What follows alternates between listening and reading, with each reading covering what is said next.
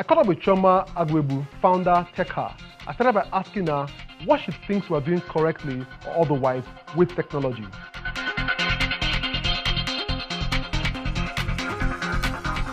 I think that the country is doing a number of things right. However, I strongly believe that the wrong steps we are taking outweigh the good steps we're taking.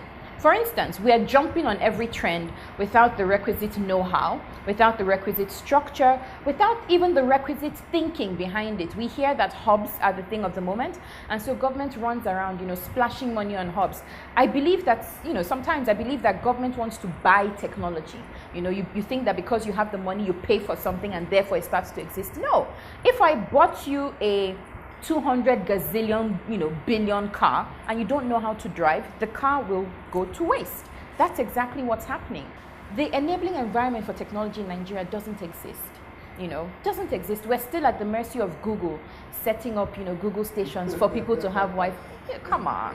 If we want to be serious, right, about enabling our people to not only use technology, to not only adapt technology, we will take government processes online. And not just do that, we will create opportunities for people to learn how to access government services online. Let's be serious. When we're ready to do this thing, we'll do it. For now, we're just, it's a nice thing to do, to cut ribbon here and there, So would you say it's a case of poor policies or simply lack of foresight or vision, if you like? It's a bit of both, to be honest. We have, one thing I've learned recently is Nigeria has laws for pretty much everything. We can't say we are, without laws or we're without regulations, etc. No, all of these things exist. What we don't have is political will, which sounds like a bit of a cliche, but it's true. And whether we like it or not, this lack of political will, this lack of foresight, this lack of strategic planning is the bane of pretty much everything in this country, including technology. How are we raising a generation that is not only out of school, but is being trained without the exposure to tech, without the exposure to tech trends, without the exposure to the adoption and adaptation of technology to their everyday lives? I'd like to know what school of thought you belong to. Do you think that government should be responsible for developing technology, or do you think government should create the right environment or just step aside or leave it to the private sector entirely? I think government needs to create the enabling environment, then step away. The government is supposed to create that environment, create the needed infrastructure, ensure that that infrastructure is laid. We can't be talking fiber optic if we don't have lights. It will forever remain a thing for the rich. We can't be talking about AI when we have no data. We can't be talking about machine learning. Where is the data you're going to feed into it? When BVN is still quarreling with NIM, with NIM, even look at our PVCs. All these pockets of data, we've not put them in one place. What are we doing with technology? How do we want to, create solutions based on the needs of people? Machine learning, is it not like picking up on behaviors based on data, based on habitual occurrences, and then planning? We don't have that. Why women in technology? Because, to be honest, it's not only necessary, it became expedient at some point, but now it's a matter of urgency. Women, as we know, despite conversations to the contrary, are the ones that not just hold the home, but hold the workplace and hold the society. And coming back to the reason why I thought about TechHer, our theory of change is simple.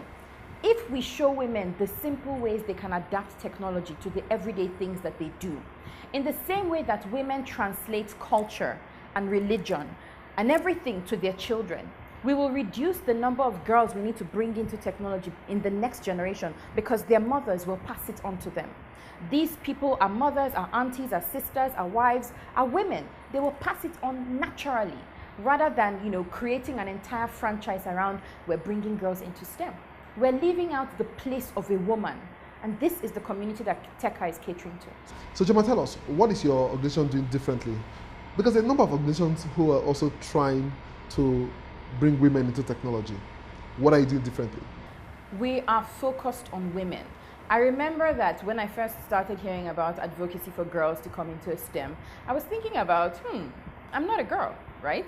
I'm not, 10 to 15 or even 10 to 18. Okay, yes, I'm 19, right? But I'm not with I'm not within that bracket. And so I thought about what happens to girls when they become adults, when they start to think about their careers, when they get into university. What happens to them when they leave school?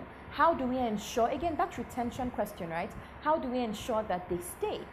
And for me, that was what TechHer was about. I remember that our very first event, right? Women, we asked them, what do you want to learn?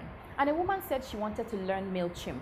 And one of my sweetest memories of working within this space is someone I had taught to use MailChimp barely 3 weeks ago said, I can teach her, I know what it is. And for me, it's like, this is the community, this is what it's about, exchanging skills. Chioma, you're a social enterprise, and there are obviously numerous challenges trying to run this sort of initiative. Share with us what those challenges are. I think the biggest challenge really is one of the mind.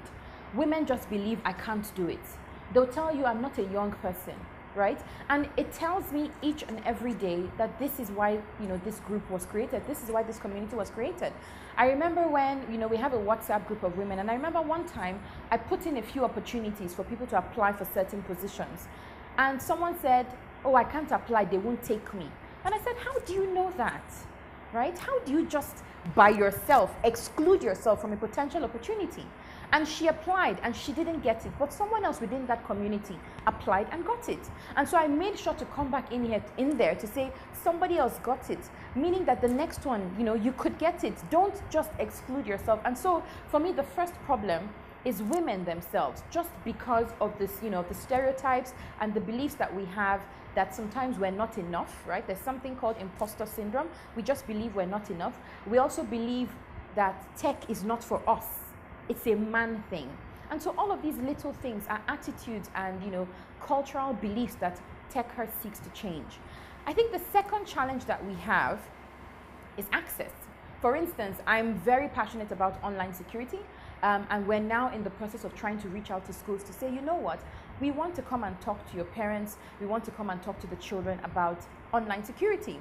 And maybe they're trying to deny or remain oblivious to the problem that children are using technology and there are challenges and there are dangers, or maybe it's the fact that they don't trust, but for whatever reason we haven't been able to be successful in that regard. Now this is a question that I would say is probably the moment of truth. Women ask for opportunities in technology, but would you say that women are truly ready for those opportunities when they crop up?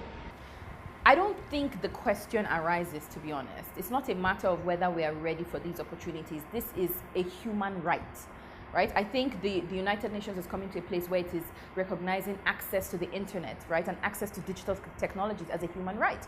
What we should be doing is dismantling the systems of patriarchy that see technology or the access to technology as something that should be given.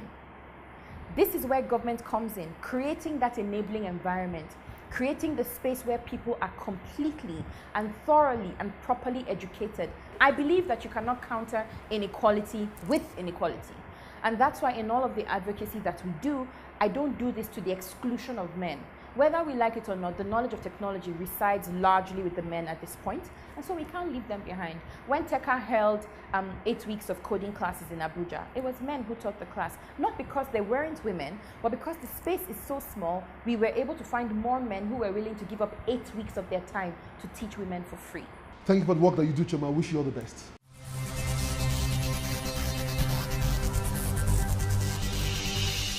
I've been chatting with Chioma, founder TechHer, who is working tirelessly to ensure that more women see technology as a tool for helping them transform their enterprises as well as improve other areas of their life. I'll be the first to admit that the tech industry does need more diversity. Therefore, the efforts of Chioma and others working in that space ought to be supported as much as possible. That's our show for today. Let's continue the conversation online. Please feel free to watch these and previous editions of the show on the channel's TV YouTube account or via cfablog.ng. For Tech Trends, I'm Chukwuemeka Agbata.